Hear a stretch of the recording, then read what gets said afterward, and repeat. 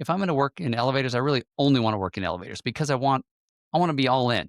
And that's when about the time I started thinking about, wanting to do a podcast because I wanted to get to know people better than just, hey, do you want a new job? No, I'm good. That's not super fulfilling from a conversation. I want to get to know who are these people? Why do they love it so much, right? What is it that they're so passionate about? Because this is exciting to me. Hello, and welcome to the Elevator Careers Podcast, sponsored by the Allred Group. I am your host, Matt Allred.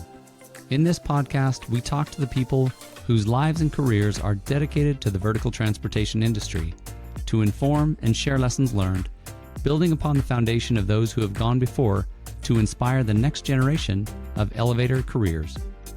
When talent is mission critical, call the Allred Group. With industry expertise, top talent, and exceptional customer service, you need the Allred Group on your side. Your priority is our priority. Call now, 404-890-0445. This episode is a special milestone, our 100th episode. This time, I got to switch seats and be the guest, interviewed by Brad Hoersten. We talk about my journey into the elevator industry and what inspired me to start the podcast. We dive into what makes this industry feel like family, the challenges and rewards of creating the show, memories from the past 100 episodes, and what's ahead as we strive to inspire the next generation of elevator careers. Matt, welcome to the show. I'm excited to guest host your 100th podcast episode. And today you are the guest, so welcome. Thank you. No, I'm excited, grateful that you're willing to guest host. I've had several people ask, when are you going to be interviewed? So I'm like, this is probably as good a time as any. Thank you for being willing. Absolutely. So as the host, I want to start by asking the same question that you ask everyone, which is, how did you get into the elevator industry? Yeah, that's a great question. So, 20 years ago, I was an HR guy, and then I jumped out. What was it? 18 years ago, I jumped out of corporate America, got into recruiting, which is what I wanted to do. And actually it happened to be a cold call to one of the major elevator companies that kind of hit it off with the chief people officer. And we need help, but we don't need help in manufacturing, which is a lot of what I was doing right then, working in just a variety of manufacturing companies. And we need help in the field. Can you do that? Of course. And then all the while I'm asking myself, what does that mean? What does in the field mean? And it didn't take long for me to start on those searches, start talking to elevator people. And I'm like, okay, something is very different here. I was recruiting for aerospace, automotive, food, chemicals, all over, different industries. And I'm like, okay, what is it that's so different? This is really cool. Really like this. So that was my first leap into elevators. And honestly, I've never looked back.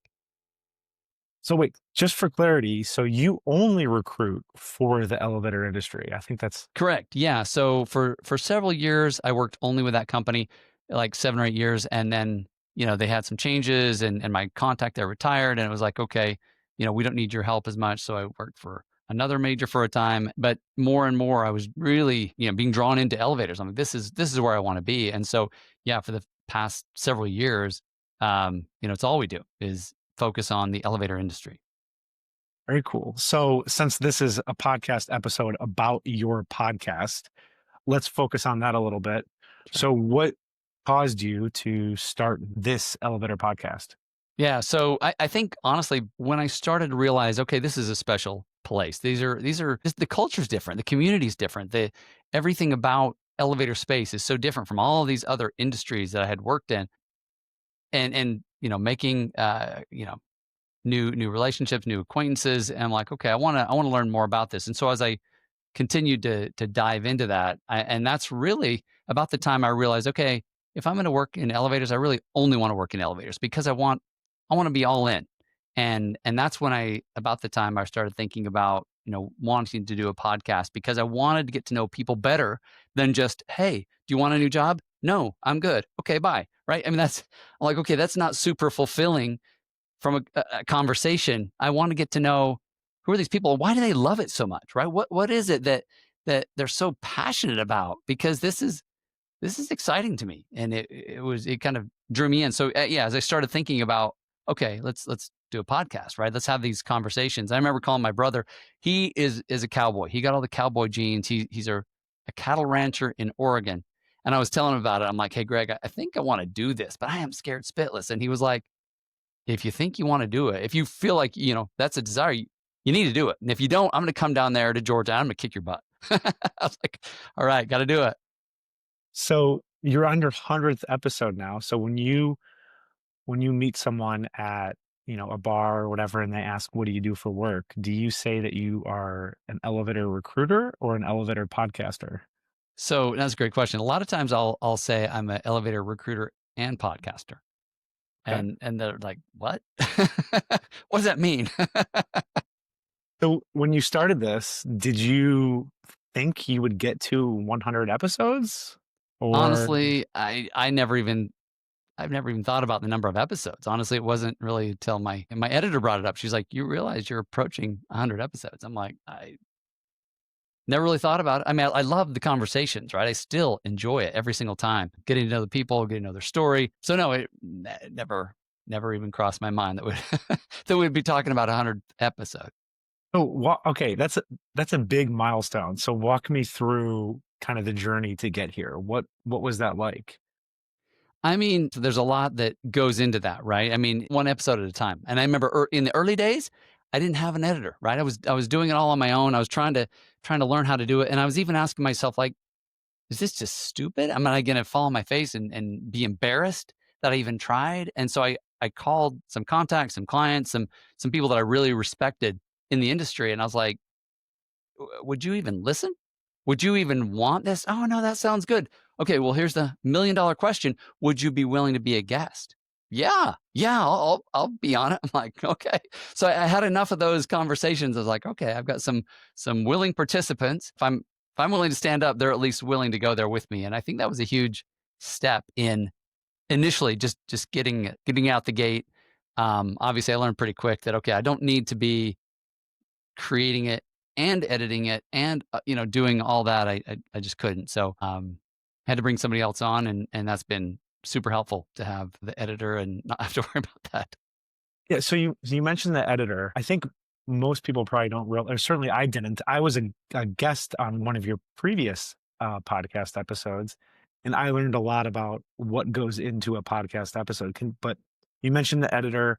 So can you, for people that aren't aware, like walk us through everything from booking a guest to the recording, the editing, publishing? What are all the things that you do? What's the Yeah, yeah, process? yeah. I mean, the biggest thing, first thing is to get buy-in, right? Hey, would you want to tell your story, right? That's a fascinating story. I'm glad that you told me that, or wow, you have a really unique approach.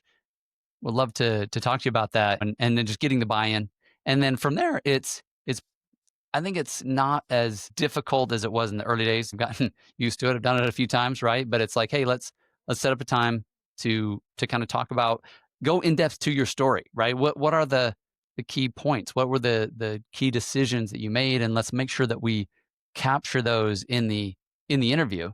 And then once we kind of have I don't script it out, right, but I do like to have certain questions or certain, this is where we want to go. And then it's just a matter of getting on and let's record it. Let's hope for the best and recognize that if we need to cut something, we can, but we don't end up cutting a lot, honestly. A lot of it is just, hey, let's just keep it real and raw and go with it. So when you were doing it all yourself, how much effort goes into one episode? So there's at least an hour in the recording itself. I mean, you've done 100 of these. How many hours of effort can we say goes into each one times 100? Oh, that's hard to say. I mean, each one, there's a good hour of just preparing the pre-podcast conversation, I'll call it. And then there's conversation itself, the recording. But then even before that, it's like creating intros, recording this episode is, so and so spoke with me. And I feel like we've streamlined that a bit, right? But remember in the early days, it was hard, and I wanted to make sure that everybody was good with, okay, here's what I'm going to say about you. And so I remember stressing, right, trying to get one episode out, and it's like, hey, Monday, I wanted to get it out at like 1 p.m. and I couldn't get a hold of the person. And I finally tracked them down. I'm like, are you good with this? Got the nod, but it was just ton of stress, especially in the early days. And I try to stay ahead. And a lot of people will know that if you've been a guest, you know that it's not going to come out the next week. It might be a couple months, right? Because I want to have enough content because there was another time when I was due to have something and the people that had said they would be on didn't make it. Hey, I had to have a change of plans. I'm going out of the country or whatever, and so I was going through my Rolodex, and who do I know that I could call on, and that's honestly, and that's been one of the amazing things about this industry is how many people are willing to talk, to share their stories. And not that everybody's like free of all fear. We've had definitely those that are like, yeah, this is kind of scary, but I'm willing and I want to.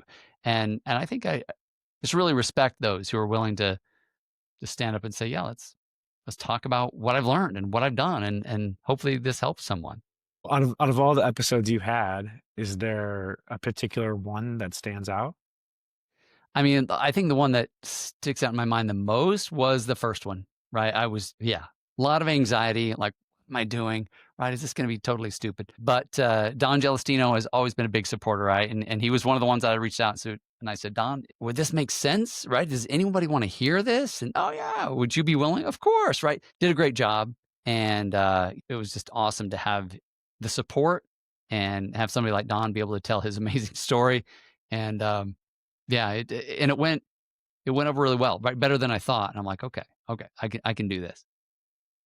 That's awesome. That's not surprising to hear about Don at all. I've had a similar experience with him as well. So, has hosting the podcast changed anything maybe that you've learned or changed the way you think about the industry? I think for me, it's in a lot of ways, it's maybe made it, I wouldn't say smaller, but I feel like I know more people, right? I've had an opportunity to talk to a lot of people that maybe they've seen an episode of they know me. And so I'm like, well, let me get to know you, right? Let's talk about you. It's definitely made my work more enjoyable. I think, right? Just getting to know people at a deeper level helps me make a better connection with them. And I think in that regard, even my work as a recruiter, right? It's not just about making a placement and getting paid. It's like, no, I want to make a connection. And so a lot of times I'll make connections without even any thought of pay. It's more like, hey, you need to know so and so because this guy thinks like you do, and I was very impressed with this conversation. So I think of myself as a connector as much as anything. Oh, no, that's awesome. I want to go back to, as we were talking before, you get a lot of feedback from people that actually listen to the podcast via email, text message. I think there's also, you send a monthly email out. A lot of people reply to that and give you feedback. And then you also mentioned that you bump into people in person sometimes that are fans of the podcast. So can you share some of the feedback that you've gotten from some listeners of the podcast? Yeah, absolutely. I mean, I honestly, one of the most frequent pieces of feedback is just thank you. And it always touches my heart. It's like just to be appreciated. So it's awesome. I do get several, I wouldn't say it's every single time, but it's pretty frequent that I get thank you for what you're doing. It's making a difference. It's making a difference to me. And some very specific feedback. I mean, I think it was just last week, got an email from a gentleman who said, hey, love what you're doing. And I'm not going to share his whole message. It was actually a little longer than I thought, but he said, "Listen, I started in the industry and spent a few years, and then there was a layoff and some things happened, and I had to leave." He said, "I've been listening to your podcast, and I find it so inspiring. I'm making plans right now to get back in the industry because it reminded me how much I loved it, the passion I had for it, the excitement that was in my life every day, and I just really haven't had that since I left. And so I'm I'm coming back, and it's like, wow, that's cool." And there was another gentleman who he had said to me he was actually from out of the country, right? But he was in the US trying to and is, right, leading a business and selling and connecting. He's like, I started listening because I wanted to get to know people in the industry and you're like introducing me to them one after the other. And so as soon as you would do that, well, I would connect to them online. I felt like I already knew them and boom, I could almost jump into a conversation with them because I'd heard their story and I felt like it was safe. I could just go ahead and connect on LinkedIn and start talking. So I can say from firsthand, as someone who's previously been a guest on your podcast, that it brings in a lot of attention and brings people reaching out to me. Do you think that it's influencing people to either stay or come into the elevator trade? I hope so. That's one of the topics that comes up all the time is just that, we need to attract the next generation. We need to attract those who are who are good with their hands and they're sharp and there does seem to be a large number, especially baby boomers, right? They're retiring. Hey, had my 40, 50, whatever years in, and I'm ready to go. I'm ready to retire. Are we getting enough people coming in with that same kind of drive? Obviously, you can't just replace 50 years of experience, but if you can get the right DNA coming in that are willing to learn and they're hungry, and I really hope that we're getting some of those folks to listen, or maybe grandma will hear it and share it with them or something, so they start to say, yeah, that's a place I'd like to learn more about, right? That industry. Walk me through that, because at the end of the day, you're catering to the listener. So, what is your goal with the listeners of the podcast, and what are you hoping that they get out of it?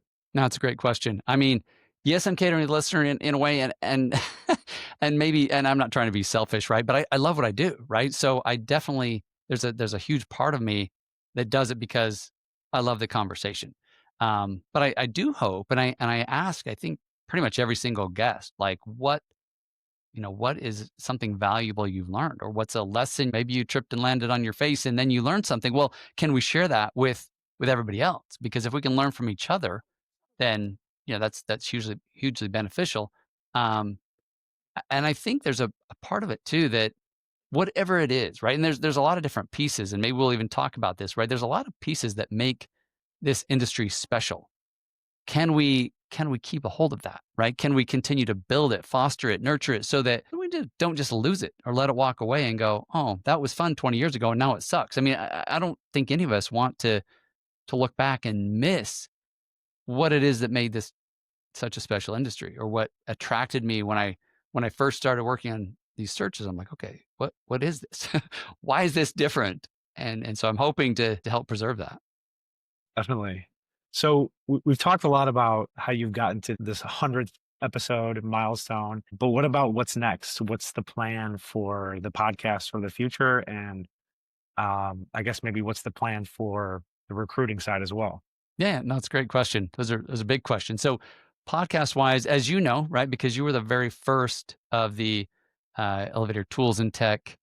We're calling it a series, right? It's almost a separate podcast within a podcast, as it were. But we want to continue to build that out. We want to continue to give companies a chance to talk about what they're doing. Right? You were launching new software, and from the feedback, it sounds like it really helped you get the message out, get people's awareness that, hey, this is coming. Do a demo, right? And so that's been exciting to have people interested in. Yeah, I do want to get that out. I do want to be able to talk about what I'm doing. We definitely want to continue to build on careers. I also, as I've talked to more people, it's like, hey, we can do more to educate. We can do more to inform. We can do more to. So we have had recently. They haven't gone live yet, but we've had a few more. Just we can call them a panel discussions, right? But get 3 or 4 people and let's talk about a topic or an issue or something that maybe we're all wrestling with it. Are there ways to kind of make I've got a friend that leads mastermind groups, right? And in a way, you get a few people together, it almost becomes a mastermind group, and you're kind of inspiring each other. And so the hope is we can continue to improve all across the industry and help drive that, right? I don't know exactly, I guess, where it's going to go, as much as we want to continue, and we're loving what we do. I think maybe just for the other suppliers that are out there, the tools and tech series is definitely helpful. So, what Matt is talking about is he's he had me on and he's had other suppliers on to talk about the technology or what they're supplying to elevator companies. And it was really helpful for me to explain the problem that I'm solving, how we do it. If you're a supplier in the industry, you should definitely reach out to Matt and get your story out there, explain what you do, what problems you solve for elevator companies, because it was really helpful for me. What's amazing about that, Brad, is it was folks like you, right? But it was, hey, can we use this platform to get the word out, right? And so for that, in that regard, right, it could be a company, it could be informational or educational or whatever. Let's use this platform to inform, to send information out there. But I'm just pleased to have the platform. I'm grateful that it exists. And I guess just thinking back, I mean, you were one of the first fans, like from the get go, which is part of the reason I wanted to invite you to do the interview today because I think I had like 1 or 2 episodes out, 3.5 plus years ago. And you're like, "Hey, want to talk to you about advertising." At the time, again, because I was doing the editing and everything, I was just so overwhelmed, and I was like, "I don't even know how to think about that. I don't have room in my brain." So obviously it didn't go anywhere, but you fast forward a few years and it's like, "All right, let's revisit that." And I think in a way, maybe it's a little bit like Kevin Costner in the Field of Dreams, right? If you build it, somebody's going to want to, "Hey, can we share this?" And so why not? If it's going to benefit somebody, let's do it. Totally agree. And Matt, I'm still a fan of the podcast and so happy to host it. So thanks for having me. But I'll end it in kind of the same way that you ended for me. If you could just let suppliers, recruiters, and potential guests on the podcast know how to get in touch with you to set up to be part of the podcast, to do a tools and tech, or for recruiting stuff, how can they reach out to you? What are the steps for that? Yeah, thank you. I mean, you can definitely go to allredgroup.com. It's also elevatorcareers.net. Also will take you to the podcast page on our website. Look me up on LinkedIn, of course, and send me a note. And yeah, would love to chat with anybody that's interested. Cool, Matt. Well, congrats on the 100th episode. It's a pleasure to be the guest host and to get to interrogate you a little bit. So thanks for having me, and I'll see you Yeah. soon. Thank you. Thank you, Brad. I appreciate it. And yeah, here's to 100 more. Thanks, Matt. Thank you for listening to the Elevator Careers podcast, sponsored by the Allred Group, a leader in elevator industry recruiting. Please visit our YouTube channel at Elevator Careers or check us out online at elevatorcareers.net. Please like and subscribe, and until next time, stay safe.